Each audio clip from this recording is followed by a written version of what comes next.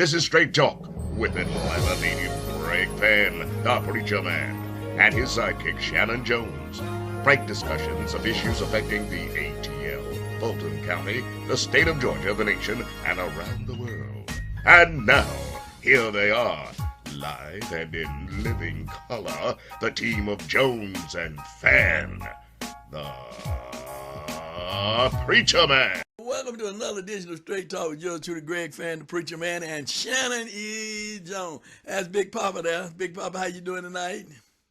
I'm well, Bishop. How you doing tonight? Man, I'm doing great, man. I'm doing great as always. You know, we're living in some exciting times. We really are. Mm-hmm. We're living in some demonic times, but yet they're exciting times. We see some demonic things that are happening here, there, and everywhere. All across the world. You just heard that in India that the COVID variants or string of the variants is hitting India again. And I think people really, they put the blinders on and they're not paying attention to what God is trying to show us through tornadoes, through all the things that are taking place now. When he said that we would know the season, people are like, okay, that's happening. Wars, rumors of wars. Mothers against daughters, fathers against sons, men loving money more than they love God. And we're seeing all of these things playing out. And God is trying to get our attention, and people still ain't paying attention to what God is trying to tell us and show us. But you better open up your eyes and begin to see what God is saying. And stop trying to grasp onto the things of the world, but start grasping onto the things of God. I am Greg Fann, the preacher man. And that's my sermon for this segment. But Shanan, let the church say amen. How's the baby, man? How's the baby? Oh, he's great. He's great. You still soliciting Pampers and those things? Oh yes, because he keeps filling them. So we will solicit them. And I tell you, he won't let them go to waste. You give it to him, and he will fill it for you. Yes, he will. Well, and with a smile on his face, you know. I think I'm gonna send you another round. I think I'm gonna send you another round of about 300. Man, I do thank you. I really do. And bigger than that, I think he thanks you. Because I guess I thank you because he don't care. If it didn't come, he'd still feel something. So I thoroughly thank you, me and the missus. Thank you for your kindness. We're gonna make sure that you get another round of Pampers because thank you, sir. We know you need them. We know you need them. And if I appreciate you. And when the time comes out, I will tell him that these people made sure you stayed clean. Well, and if there's anyone else out there would love to do that, just write us at Straight Talk News 1362 at gmail.com, and certainly we'll get those Pampers, get that information for you so you can get some of those Pampers to Shanan and his son Samuel Jones? Samuel Alexander Eugene Jones. All right. So, Shanan, let's talk a little bit about what we're going to be talking about tonight. We got Miss C. You know, Miss C going to be on. We're getting ready for Resurrection Sunday. And, of course, you know, we're finishing up with Lent, and we're going into Resurrection Sunday. Friday is going to be Good Friday today. It would be as it is. Are you going to have some Good Friday fish? Well, you know, I don't. I just had fish today. I don't know. I couldn't wait. Okay. To Friday. I couldn't wait to Friday. You couldn't wait. Well, you had it on Monday, Thursday. Yeah, that was your last. You celebrated the Last Supper today with the fish. Tomorrow you'll eat the lamb. You'll have it a little reversed, but that's okay. Oh, yeah. Well, you know, our good buddy and friend loved that lamb. That Bishop Lackey loved himself. So yes. You know, so I'm gonna find out tomorrow whether or not he's eating lamb, and wherever he's eating lamb at, I'm gonna tell him I'm gonna be self-inviting myself to that. He probably had his lamb tonight. He might have a fish fry tomorrow. I've had his fish. That might not be a bad thing to pull up on either. Oh yeah, well, you know. That's a cooking bishop, isn't it? That bishop can cook. I don't know if Toots may be cooking fish. Pastor Toots may be cooking fish. He's a fish. Yeah. Yeah, he's a fisherman. Yeah. He may be fishing. And no telling what Rams are doing over there at St. John. Ain't no telling what he's cooking. It's gonna be something big. something big. It's gonna be something big. Yeah, something big. And my good friend over there at Antioch in Stone Mountain, Vandy Simmons, right? Ain't no telling what Vandy and them doing over there at Antioch at AME Church in Stone Mountain. Either ain't no telling what they're doing. But we call it the road, and Pollock ain't no telling what they're doing over there at Eden Road. Jesus Christ. Well, the gathering is looking for a building. We're looking for a building as soon as we get one.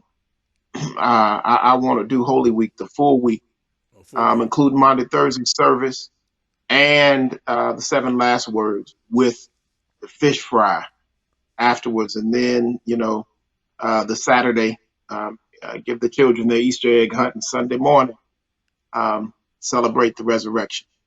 So big fish fry. But I got to get my building first. But then a big fish fry. But if anybody know what a building is, hurry up and let him know so we can have, all of us can come to his church and we can have the fish fry. And can you have lamb that day too? But we're going to have lamb on Monday, Thursday. We'll have Monday, lamb Thursday. On Monday, Thursday. It might be more like, you might have more like gyros. That's good. It's still lamb. It's still lamb. It's still lamb. But anyway, if anybody know of a building that may be someone trying to sell, or Pastor Jones is looking for one, so hey, listen, again, write us at Straight Talk News 1362 at gmail.com.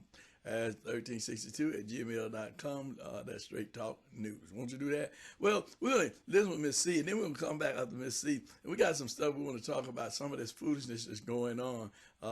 And with the former president, with Miss Marjorie Taylor Greene. What you call her, Shanan? What do you call Marjorie Taylor Greene? Marjorie Taylor Lie. Marjorie Taylor Lie. With Marjorie Taylor Lie. And we'll be back on the other side. And don't you go nowhere. You don't touch that dial. We'll be back with you right after Miss C. Hi, Miss C here with your 3-minute or more news blast. Hello, Pastor Shanan. Hello, Bishop Greg. Hey, everybody. It's so good to be back with you again. Listen, I've got a little news I want to tell you about, okay? Gateway Restoration Church presents Bounce Forward on April 15th from 10 to 2 to help bring health and wellness to the community. Some of the guests include the guru of ADS Fitness, Deshaun Johnson, and Atlanta's own Your Guy, Eli Smith. To get more details, contact the Health Navigator, Shamina Lane, at 404-804-5008.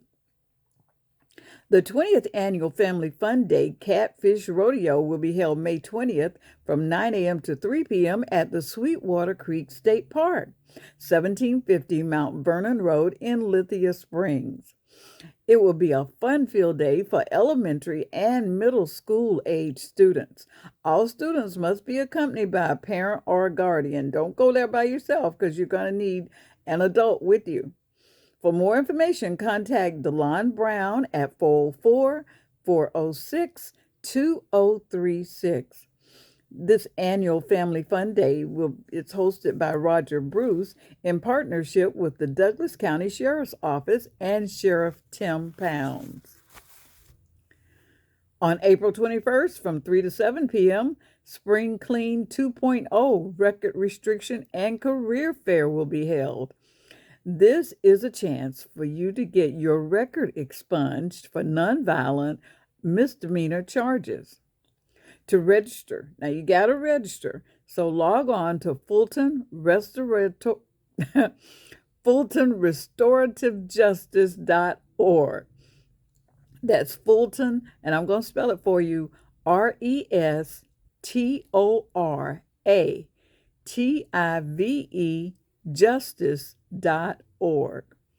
Spring Clean 2.0 is sponsored by Goodwill of North Georgia, the Temple, Ebenezer Baptist Church, Atlanta North Georgia Labor Council, the Georgia Justice Project, and Fulton County Solicitor General Keith E. Gammett.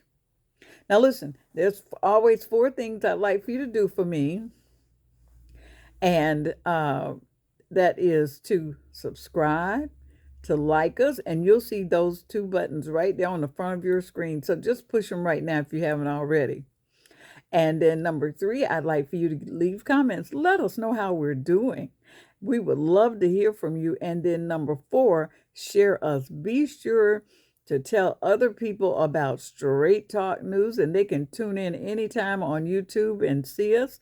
And we would just love to have you along with us and others. Okay, so tell them what a good job we're doing, okay? Or at least what I'm doing. Anyway, we'll see you next time. Bye. Well, we're back on the other side. Miss C, you said tell us how we're doing. Now you want to know how you're doing. We're Right. going to tell you how you're doing. As they say Let's in tell the her how hood, she's doing. you're doing all right. You're doing all right. You're doing all right. Listen, Shannon, let's talk about No, he didn't just say she all right. she all right. She all right. No, you didn't. Yes, I You're did. doing good, Miss C. You're doing great. Keep up the good work. Hey, Shannon, She all right. let's talk about we've been on this thing about Trump, and we got several comments coming in from people, and Pastor Smith has stayed. He has been definitely vigilant, sending comments about what he thought about our dissertation. I'm gonna say dissertation about, or our opinion about whether or not he should be indicted, should not be indicted, or your concept of the consequences, the fallout, and he agreed with both of us. Basically, he said he should be, but then he agreed also with your point is that there is going to be a fallout behind it because it is setting a trend, and that's one of the things that I want to talk about today. You know who's been quiet as a church mouse during this whole thing? Who has Who's been that? very, very vocal? Ted Cruz, Lindsey Graham, Matt Cates, whatever his name. Matt Gates, you're right. And it goes on and on. I can call names of other individuals, but these people are very outspoken, and look like Mr. Meadows. He's toned down a little bit in his rhetoric. So it looked like some people looking for some cover around here. Huh. Well, I tell you what. First, 2 things. If you've noticed that, Trump's noticed. That's the first thing. Mm-hmm. And you and I have been around organizing and the political process long enough to know that when retail politicians who are constantly trying to sell themselves and their position in order to be elected or to have their opinion or their proposal accepted, when they are not selling, when they are not talking, when they are quiet, it's for a reason. And if ever there was a reason for Lindsey Graham to get on a soapbox or Ted Cruz, it was for the first, and I'm pausing to say this because I read something yesterday and saw a news report yesterday that turned this into another, that gave me another view of this. But the first time that a former president or president had been arrested, I say that because, so with the historical significance of that, it would have been an opportunity for everybody to jump on the box and say, because it's not something, I mean, it doesn't happen. Now, historically, and I didn't get this clip, but this will be good for a Black history fact. I believe it was President Grover Cleveland who was arrested for something he did. I can't remember what it was, and excuse me for not having that. I can't remember exactly what it was, but it was something that he did. It wasn't intoxication or something. I can't remember what it was, but I will get the facts of it. And he was arrested by a Black constable, a Black officer, and they took him to the courthouse and quickly got him released within minutes. But he was arrested a former president who was arrested for something that he did do. And we'll get the facts on this. But, I bring that up to say that Ted Cruz and all of them are up to something. And I believe what they're trying to do is they have to pay lip service, Bishop, to Trump, because they're still trying to weigh what this base is and what his hold is on the base, and what this arrest would have done to energize the base and move people towards him, while at the same time, the last person that they want to see get reelected to president of the United States is Donald Trump. They don't want to go back down. They don't want to go back down that hallway. And so they were quiet because they would like for this hopefully to pass over. And then a DeSantis and a Pence and some others can hopefully begin to move back towards the center. But Donald Trump is not going to go away quietly, and he's not going to just let this happen and dissolve. So he's going to have a surname for all of them, and he's going to wrap them up with some adjectives and move on, which probably brings you to what Marjorie Taylor Greene is doing. Well, and I want to go to Marjorie Taylor Greene, but we know how Trump is. When Trump talked about Ted Cruz's wife, so he'll go there, right? You remember when he was running, and he was running, he talked about Ted Cruz's wife like just downgraded the lady, just talked about it. Yeah. And then Ted Cruz changed and came over and became a supporter of Donald Trump. So we know what Trump will do. He'll go there. He'll play the dozen. He'll go there all the way, and he doesn't care, right? So they know how dangerous his mouth is and what he will say out of his mouth and what he will allege and make what he alleged to be the truth, right? And get people to buy into his story. Now, what I see, and as you was just about to say, is about Marjorie Taylor Greene. They are putting Marjorie Taylor Greene, Marjorie Liar, out here to be the face for them.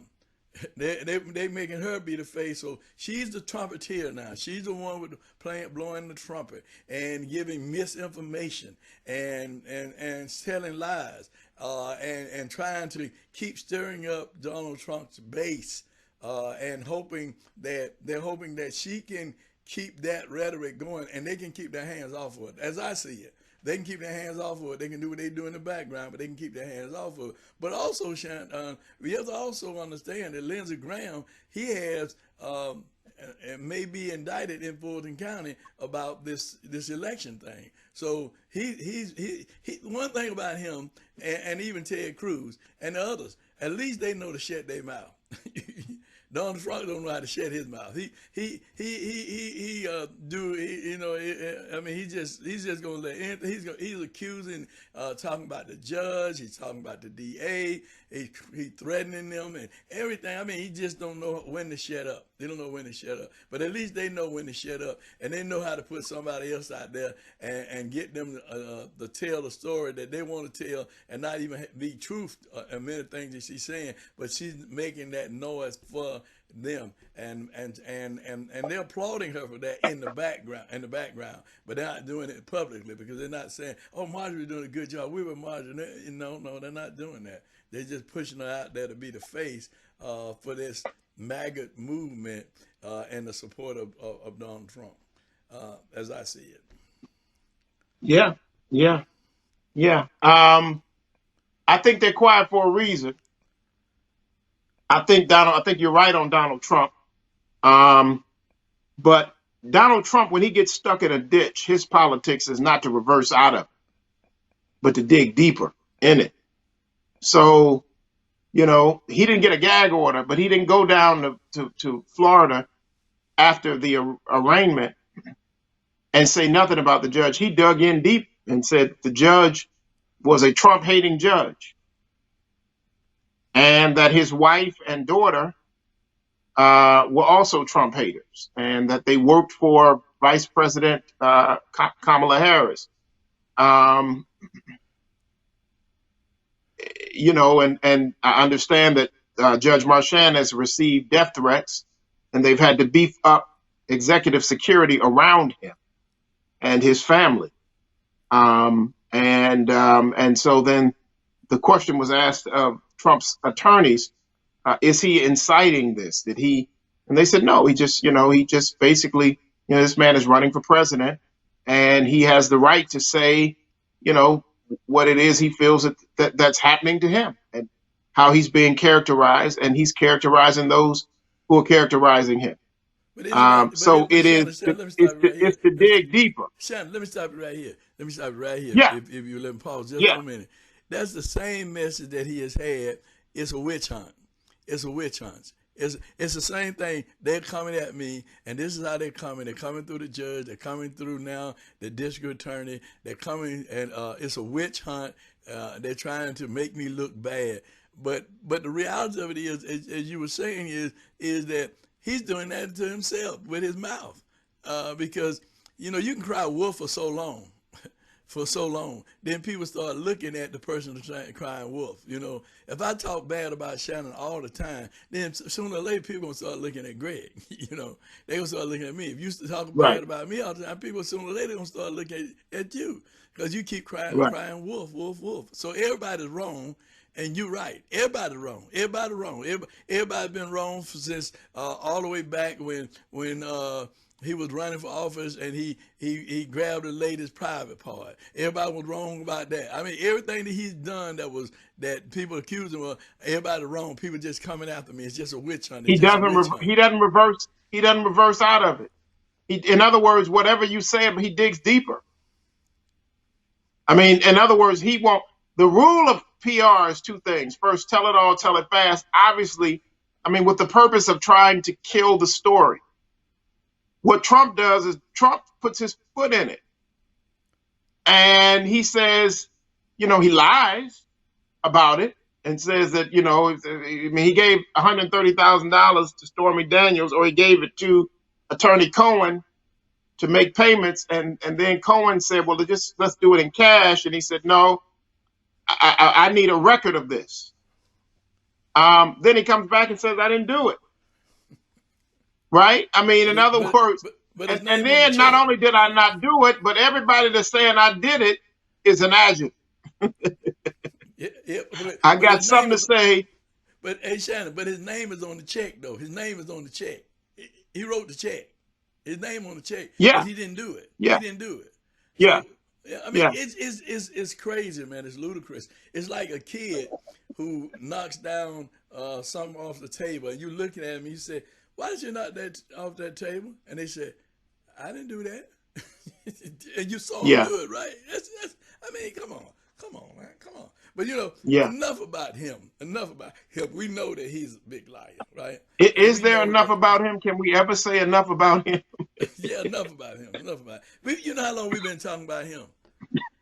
Ever since we had the truck pull up, the bag him out the White House, the package stuff and take him to Mar-a-Lago. But we didn't know he was taking classified documents, though. We didn't know that. And man, he put too much stuff. I was just about to say he put a lot of stuff in that truck. Left all his clothes. And that's something else he's got to deal with. But I want to talk more about the party in terms of the party. See, I'm neither Republican or Democrat. I'm for the issue of the people, right? And this party, and I want to thank President Biden when he gave his speech and he talked about, because there was some discussion about doing away with Social Security and Medicare, right? And the Republicans moving we're going to strip Social Security and we're going to strip Medicare. We're going to do away with it. And when he said that, they started screaming and hollering. Marjorie Taylor Greene was one of the biggest ones hollering.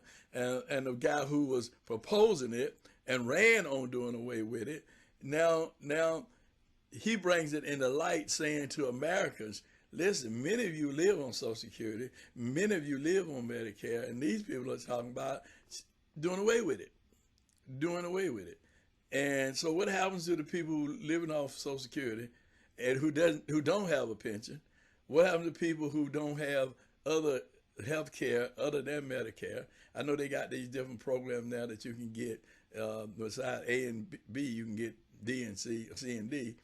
and you hear people calling you all the time talking about signing into that plan. But what happens if Social Security is done away with and Medicare is done away with? What happens? What happens? And a lot of people are not paying attention to that because it's quietly they have not stopped talking about it. And I heard Pence say, and this was on a clip on the Midas Touch. He said that no, we're not going to deal with it now, but we're going to have to do away with Social Security. But if a man who has a pension, a government pension that he has gotten from being an elected official, who will be well taken care of, and many of them who have government pensions and government insurance, that they will have long after they're out of office, that they can take care of themselves and their families. But then the regular American citizen who have worked hard a job and have paid into Social Security, now you're talking about doing away with that in Medicare. I mean, the hypocrisy of them, the shame of them to even be discussing doing away with Social Security. Oh yeah, oh yeah.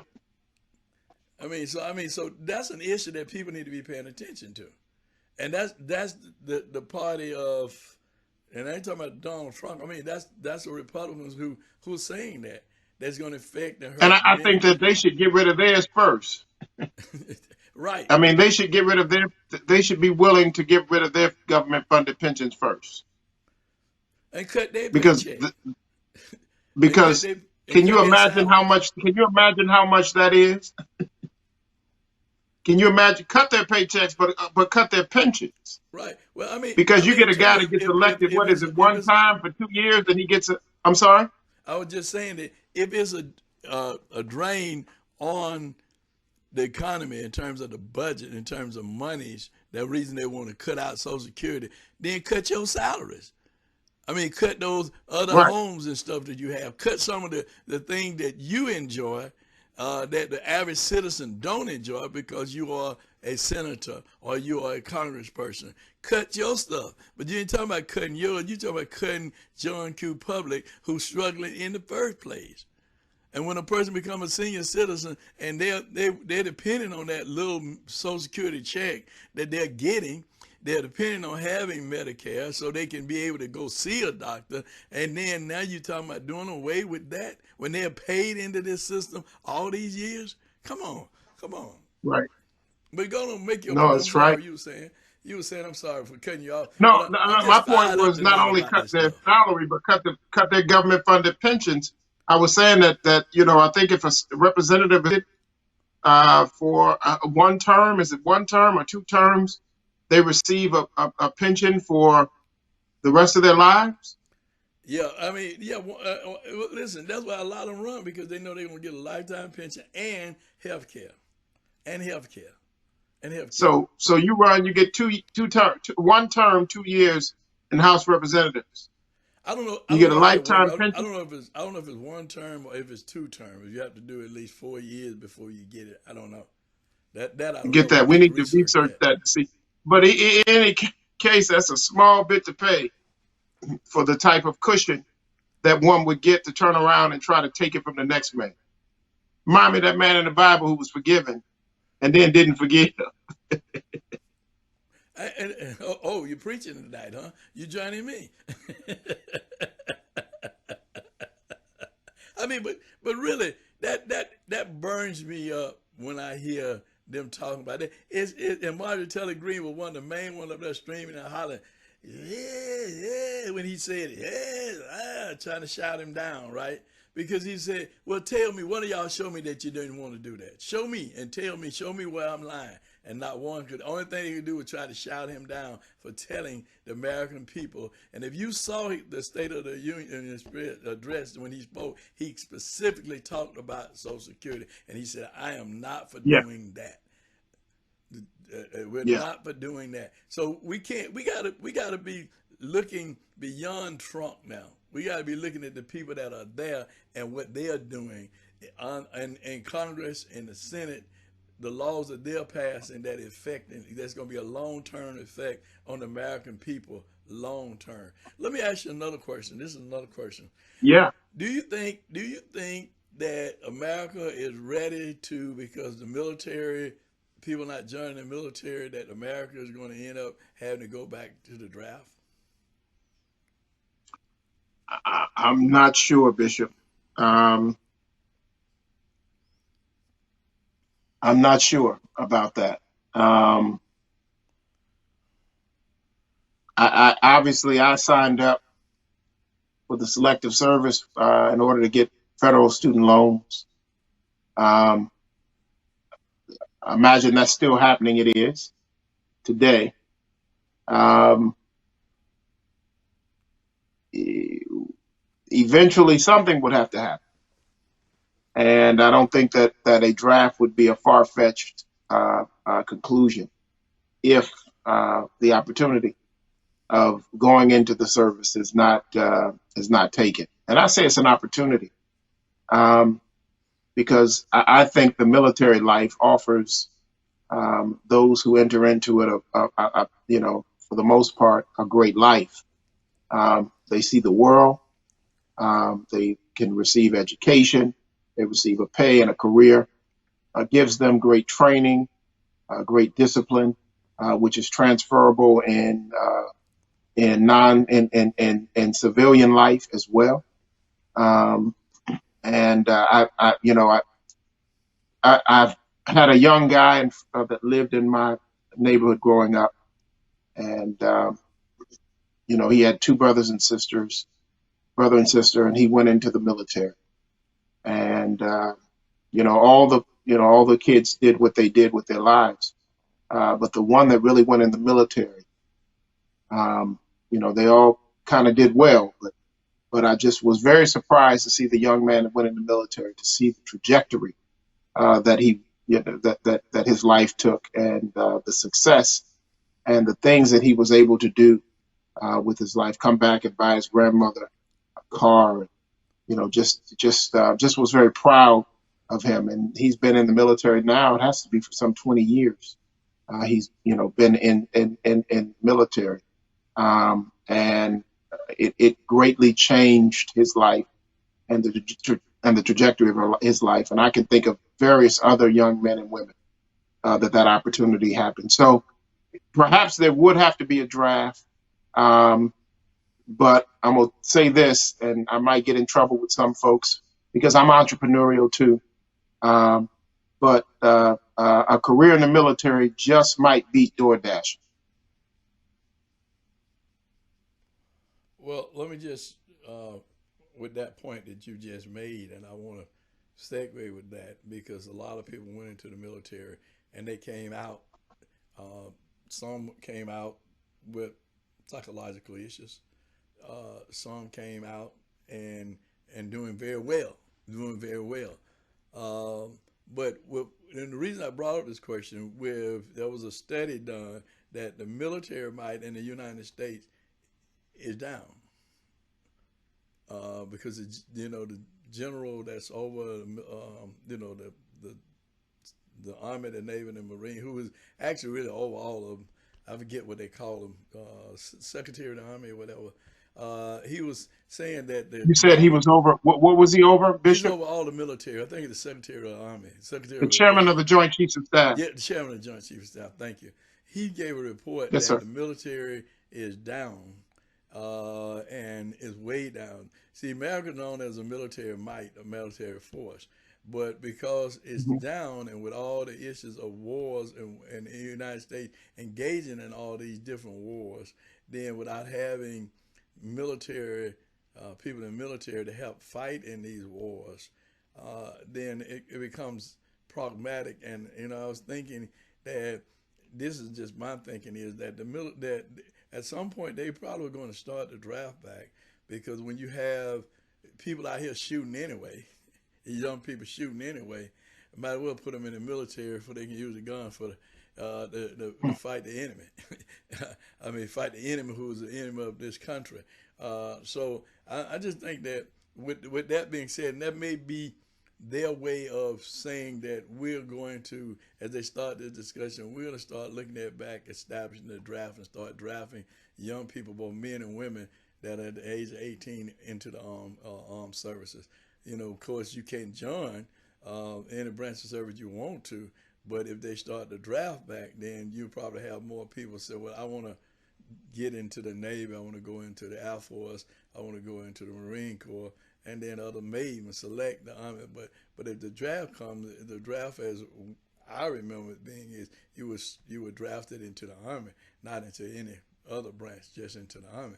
So I mean, I just think that there's going to be, they're gonna have to seriously look at that, because if the numbers continue to decline in terms of people who are joining, people are retiring. As you're talking about the gentleman you just talked about who's done 20 years, won't be long before he'll be retiring. So if the backfield is not filled, then who's going to be our military might? So I think there's going to be some discussion about that moving forward in the future in terms of whether or not they will or will not start the draft. Maybe we want to hear from you and hear your opinion. What do you think? Do you think they need to start a draft, or do you think that the draft is not needed? But Shanan, thank you so very much for just being a part of Straight Talk tonight. I know that you're not really feeling well, and I know that you're sleepy, because Samuel keep you up and down. And don't forget, y'all send them pampers to Shanan. Now he needs them. I'm gonna make sure you get another case for me.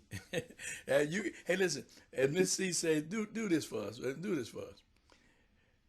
Subscribe to the channel. Like us. Do make comments. We want to hear from you. And share. Share with your friends and your family. And thank those of you who do share, and thank those of you who do make comments. We really do appreciate them. All you got to do is just go to Straight Talk News.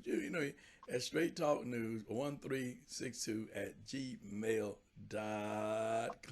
So, at Straight Talk, we pride ourselves with bringing you what we consider to be straight talk, fair and balanced.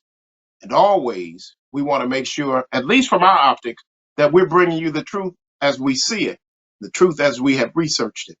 Ulysses S Grant, the sitting president in 1872, was arrested by an African American, William West, a former slave turned Union Army officer turned Washington Police Department officer. He caught President Grant racing his horse down M Street in 1872, and told him in 1872 that he, Mr. President, had to stop racing your horse recklessly down the street. President didn't listen to that warning, and a few weeks later, Officer West caught the president racing his horse again, stopped him, arrested him, and they took him to the police department, where he was booked and released. So there you have it. Donald Trump, a former president, Ulysses S. Grant, a sitting president. The first president to be arrested in the United States of America was Ulysses S. Grant, and he was arrested by an African-American Washington Police Department officer, Officer William West. Until next week, this ain't been nothing but Straight Talk. Want to be a guest on Straight Talk? Email Greg Fann at FANN922 at Comcast.net or call 404-308-0795. Join us again for another episode of Straight Talk with Shanan Jones and Greg Fann, the Preacher Man.